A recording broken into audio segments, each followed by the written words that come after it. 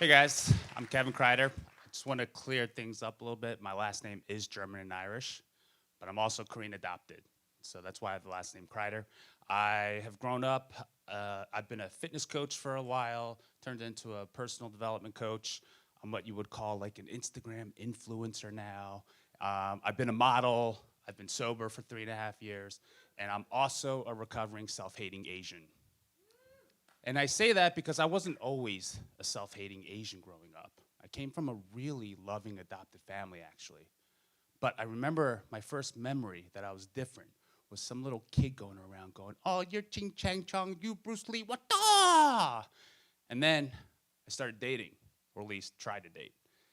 And I remember going up to my first white girl and saying, "Hey, you wanna go out to a date?" And she said to me that I don't find Asian guys attractive. Okay. Then I went to an Asian girl and asked her out. And what do you think I got? Close. I got all the gamut. It was, I only find white guys attractive, I don't date my brother, all of those things. So I realized that I was taught at an early age, I was taught that I was inferior. But what ended up happening was I got involved in sports and academia, right? And then I got in this exclusive club. I was the token Asian guy at the table. I was allowed in on this exclusive club. And right there, they said to me, they gave me all the microaggressions. They were like, "Well, you're not the typical Asian guy. You know, you're kind of attractive for an Asian guy. You're not nerdy. You're not skinny. You're really white, Kevin." But then I got in on the jokes for their approval. I made fun of my own kind. And that's where the self hatred really came in. That, to me, was the first sign that I started to teach them how to treat me as an inferior. I got in on the jokes.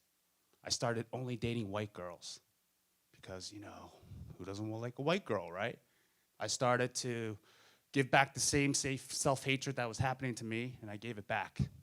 And I knew this was wrong. Deep down inside, every time I made an Asian joke at my own expense, I knew something was wrong. It didn't feel good. But then I go back into modeling. I got a modeling career. And I go to Southeast Asia because I'm like, you know what? Let's give this a chance. And I gotta tell you, I've experienced my first Asian girl. And it was awkward. Kind of like having sex for the first time. It was just a little awkward, but I knew I liked it. And then I had Korean barbecue for the first time, hanging out with a bunch of Asians, and I was like, yummy. All these white people are missing out. But then in Asia, I come with a tan, think I'm gonna rock it there. And the first thing I get when I get off the plane was, "Man, you are tan. You look like a slave worker. This is my agent." And then he gives me a realistic breakdown of how I'm gonna be working there, which is first in hierarchy of attractiveness and sexiness are white people. Second, Hapas, half Asian, half white. You come third, you're Korean American. I was like, okay, I guess I'm not gonna be working that much here. I felt so ashamed because I realized that we are starting to teach each other how to treat us as inferiors. I had a friend in Southeast Asia. His name was George. True story. I'd say he's an average white guy, but he was killing it. And he was saying to me, he's like, "I love Southeast Asia." And I was like, "I think it's all right." And I was like, "What do you like so much about it?" And this is his exact words, and I get a little weird every time I say this. But he said to me, "It's because here, I'm treated like God. Here, he is God. Back in New York, he's just an average guy."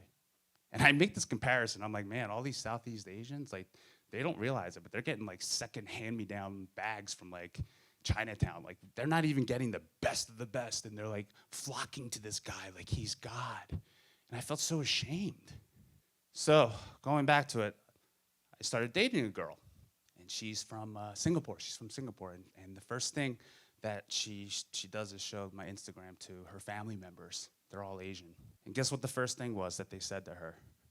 "I thought he'd be white." We teach each other that we are inferior.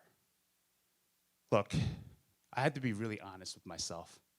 I had to be really honest that I was doing everything to strip away my identity as an Asian person. And it wasn't until I was really honest with myself to say that this is a problem. I'm not feeling good about myself. I'm really just going through all this self-hatred that I could actually have a solution.